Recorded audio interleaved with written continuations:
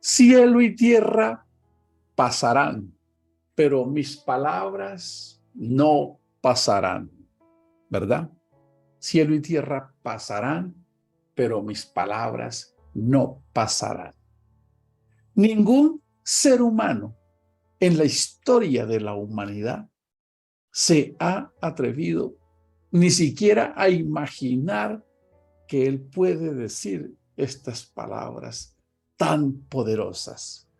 Sí, hola amigos, ¿cómo están? Les saludo nuevamente desde Colombia a todos los que nos ven, aunque estoy en la periferia, para ser más central, desde Bogotá, en una periferia llamada Madrid, Cundinamarca. Saludando a todo el mundo, contándoles que nos hemos alineado con este mensaje del pedagogo de la vida, el maestro del amor, el artesano del corazón, de este Jesús, el maestro de la vida y de las emociones. Nos hemos dado a la tarea de dejarnos encontrar por Él y de dejarnos seducir por su palabra, que se escapa del conocimiento y de la interpretación humana. Y que cuando más nos acercamos a su palabra, cuando más nos vemos a través de ella, nos damos cuenta que jamás hombre en la historia de la humanidad ha dicho palabras tan retadoras, tan desafiantes, tan celestiales como las que dijo Jesús. Así que ánimo amigos, ánimo queridos hermanos en Cristo Jesús, porque estamos unidos a un propósito eterno. No es un propósito, como dicen por ahí algunas sagas de algunos hombres, un propósito humano, aunque para capturar la audiencia se usen esas palabras.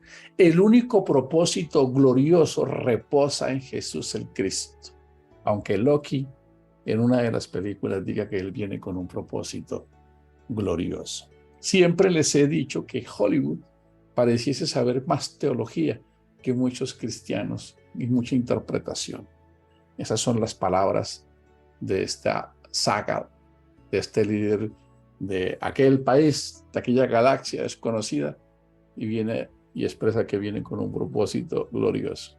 Eso es detentar, adueñarse de una expresión que solo le pertenece a aquel que pudo decir: nadie me quita la vida. Es que lo que me encanta de Jesús y me emociona son esas confesiones tan, yo diría, locas a la lógica humana. Es que nadie me quita la vida. A Jesús realmente no lo mataron, como se expresaría literalmente. Él dice: si yo no hubiese permitido eso, esa es una expresión que lo que quiere decir es que Él es Dios y que Él controla todas las cosas. Dice, nadie me va a matar, nadie me quita la vida. Yo la pongo de mí mismo. Pero dijo unas expresiones muy grandiosas. Pero tengo poder para volverla a tomar. Así que Dios estableció ese propósito glorioso para la humanidad.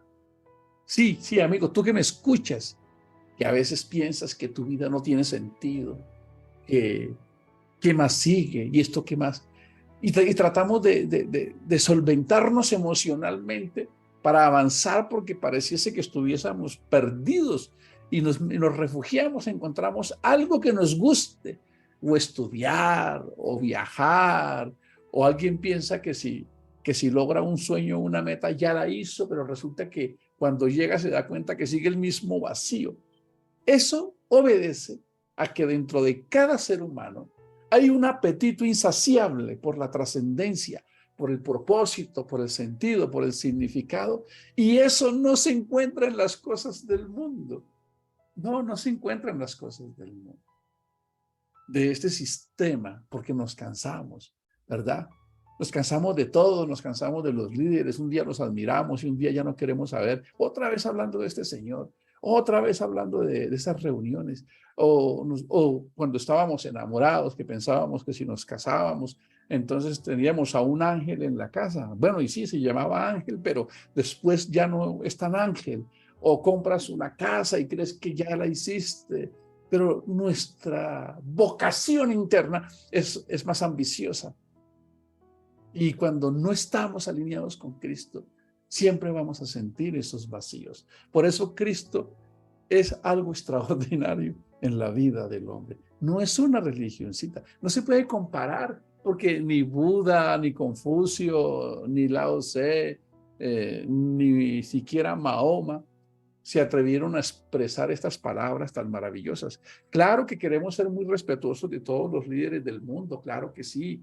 Ellos dieron frases maravillosas, de hecho algunas de esas me gustan, pero ellos alcanzan su retórica para un plano físico, para este mundo, ¿cierto? Como mantener la mente en blanco, porque nuestra mente conduce nuestra vida, decía Buda, el hombre es lo que piensa, y así sucesivamente, pero esos son principios para acá. Pero tenemos un desafío planteado por Jesús, y es que tú y yo nos vamos a morir un día. Así es. Eso no necesita, eso ya está establecido.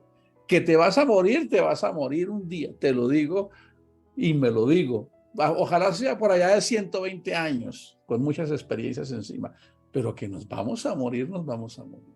Bueno, pues cuando no seamos más que un despojo humano, cuando ni siquiera podamos valernos por nosotros mismos, cuando los años hayan hecho presa de nuestras vidas, hay una promesa contundente para la humanidad, porque en esa dimensión de Dios no existe ni el reumatismo, ni la celulitis, ni el cáncer, ni el COVID, ni siquiera el género, ni siquiera esas pasiones bajas del egoísmo que a veces nos da envidia, pero porque siempre y a mí no, y todos esos egos y esas pequeñeces que a veces nos hacen ver tan mal a pesar de que luchamos con eso. Es una dimensión exaltada y eso es lo que Cristo vino a decirnos. Y por eso tenemos esta misión. Nos hemos llamado Generación Cristo. Es una generación que quiere entender que dentro de nosotros hay un potencial de mejora. Es decir, que tenemos muchas cosas que arreglar, pero queremos ser propositivos y no quedarnos lamentándonos y diciendo, no, pero es que yo he cometido muchos errores. Claro, pues los hemos cometido, pero ahora queremos aprovechar y encontrarnos con este maestro para decir, miren todos estos errores, todo esto que no he hecho, y eso lo queremos convertir eso en potencial, en oportunidad para cambiar, para salir a contarle a las personas que efectivamente éramos eso, pero algo ha pasado en nosotros. Ha habido una cardiomorfosis, una transformación del corazón. Ha habido una especie de metanoia. Metanoia es una transformación de la mente y del corazón. Resulta que yo ahora ya no quiero pelear más. Resulta que yo quiero descansar. Ya no quiero gritar más, no quiero estar mirando errores y fracasos y criticando. No, no, no. Y no quiero simplemente estar pensando en mis deseos egoístas, sino que quiero ser distinto. Quiero escribir una historia que Cristo me ha inspirado. Así es. Seguramente en algún momento de la historia saldré a contar en un libro todo lo que Dios ha hecho en mi vida y tantos errores que cometí, como lo veíamos ayer domingo en ese mensaje irreverente sobre la lógica del comportamiento humano con la ilógica del amor de Dios. Así que quiero hablarles en este lunes a todos los amigos. Ojalá hoy tengamos las pilas puestas para hacer lo que nos corresponde a nosotros en el mundo físico, con los pies puestos en la tierra, creyendo en esa dimensión celestial, pero recibiendo las palabras de Dios cuando puso a Adán y Eva, y es sojuzguen. Sometan las adversidades, las circunstancias, los desafíos. Háganlo ustedes, que yo ya los equipé. Se parecen a mí. Ustedes se parecen a mí porque son creados a mi semejanza. Así que es verdad que somos seres espirituales, pero tenemos que hacer que sucedan las cosas aquí. Hay que ir a decirle a ese hijo, perdóname, hijo, te he descuidado, me he enfocado en otras cosas, perdóname, quiero dedicarte tiempo. ¿Qué tal si nos tomamos un café hoy? A esa esposa o a ese esposo olvidado que no le ni lo consientes, o a esa mamá o a alguien. Es decir, empezar a hacer un alto, porque todo lo que hagamos para nosotros lo entierran con nosotros. Tus trofeos, tus medallas, tus pergaminos, tus aplausos, Gio, así digan, ay, mírenlo cómo era. Eso termina en el olvido un día. Ay, menos mal que se fue Gio. Boten todos esos libros. A toda hora no hacía sino hablar de eso. Descansemos de él. Y un día pasaremos a la historia. Y eso que no queremos que nos toquen terminará en el cesto de la basura. Pero todo lo que hagamos por otras personas, en especial los cercanos, eso es trascendente. Eso es inmortal. Eso crea un eco en la eternidad. Es algo maravilloso. Y este Jesús es el que puede inspirarnos a cambiar. Claro, seguramente hay personas que tuvieron la fortuna de nacer en buenas familias, en buenos hogares, cultos, y quizás no han pasado por circunstancias como las que este servidor ha tenido que pasar, de su origen, de su génesis, del entorno en el que vivimos, rodeados de muchas cosas violentas, y nosotros mismos quizás siendo parte de todo eso. Quizás tú no has vivido eso y quizás por eso te sientes cómodo. Quizás por eso hablamos con tanta vehemencia, como Jesús dijo. Él coloca una parábola y dice, había un hombre que debía 100 pesos y había otro que debía un billón al mismo acreedor. Y él vino y les perdonó la deuda a los dos. Y el Jesús pregunta, ¿cuál de los dos es más agradecido? Yo porque un peso debía haberme endeudado más. Pero el que le perdonó un billón, que no podía cómo pagarlo, queda agradecido. Yo soy uno de esos. Eran impagables mis errores y me perdonó. Por eso no me voy a cansar de estar aquí todas las veces que pueda, con energía, con gratitud, sin importar qué haya detrás de esta cámara. Pueden haber cansancios, enfermedades, circunstancias, las pueden haber, pero es tan grande esa deuda que ha perdonado en mi vida que lo menos que puedo hacer es convertirme en un portavoz de este mensaje tan poderoso, procurando siempre no tener que aportar nada mío, porque no tengo nada que dar. Yo soy el que más recibe de este Cristo maravilloso. Y quiero decirles a todos los amigos que el propósito de Dios sigue caminando.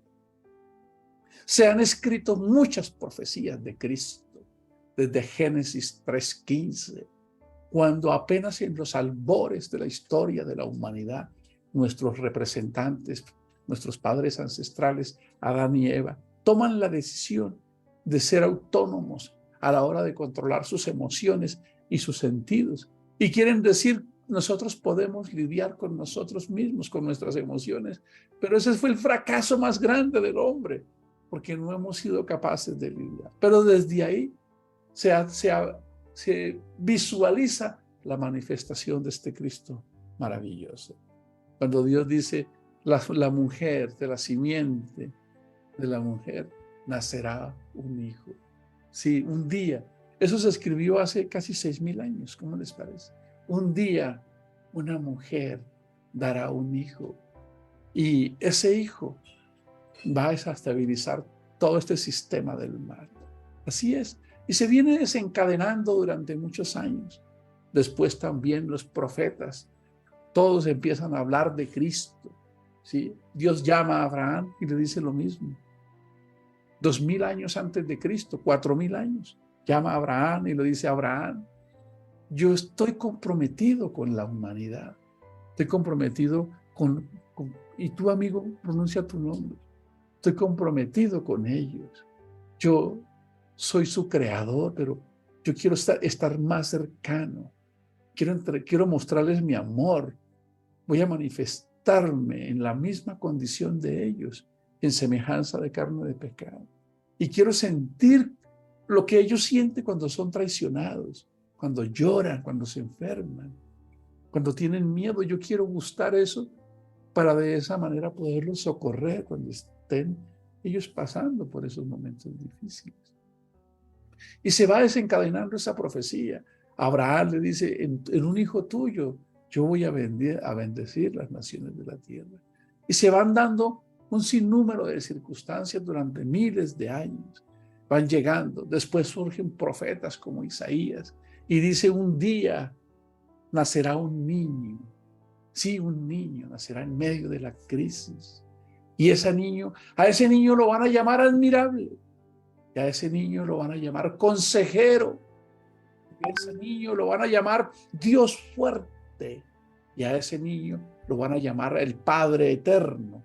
Y también le dirán que es el príncipe de la paz. Es el que puede llevar el gozo y llenar los vacíos de la humanidad. Y efectivamente eso se cumple. Y es algo espectacular, porque pareciese haber sacado de las fábulas más grandes de la mente del hombre, pero solo con una contundencia, y es que es verdad. Por eso allá en el capítulo 1 de Lucas hay unos pastorcitos que están por ahí con sus ovejas, y de pronto aparece la representación de una corte celestial a dar una noticia que jamás se pudiese volver a repetir, ni se repetirá en ninguna generación, ni en ninguna dimensión. Y es que dice, les tenemos una excelente noticia, y es que los ha nacido en la ciudad de David un Salvador. ¡Guau! Imagínense ustedes, una avanzada celestial. Y este Jesús se mete dentro de la humanidad a cautivar nuestros corazones. Y él dice unas palabras que las vamos a continuar mañana. Cielo y tierra pasarán, pero mis palabras no pasarán. Jamás hombre en la historia de la humanidad ha dicho esto. Y quisiera que te quedaras pensando en este tema y mañana le demos continuidad. Cuando tú lo lees en la versión de la traducción del lenguaje actual, le sacas más fuerza a esa palabra que leemos en la versión Reina Valera de 1960, que a la letra dice, cielo y tierra pasarán, pero mis palabras no pasarán. Pero la traducción en lenguaje actual dice, dejarán de existir este cielo y esta tierra física, pero mis palabras nunca dejarán de existir. Y si hoy aceptamos esa palabra, pues nosotros nunca dejaremos de existir en su presencia. Señor Jesús, presentamos este lunes, esta semana que está empezando. Sabemos que todavía tenemos esta humanidad necesitada de tantas cosas que hacen parte de este mundo. Pero queremos empezarla en tu nombre. A todos los amigos y hermanos que nos ven, decirles que cuando hay estrés, que cuando hay desesperanza, que cuando hay vacío y soledad, hay uno que dice, vengan a mí todos, vengan los cargados, los trabajados, los desesperados, los deprimidos, los ansiosos, los angustiados, vengan a mí y solo creyendo, yo me iré y los haré descansar. Me iré a vivir contigo. Me convertiré en tu compañero, en tu consejero, en tu guía y te daré la paz. Nos vemos mañana para seguir hablando de el incomparable, el maestro del amor. Bendiciones para todos.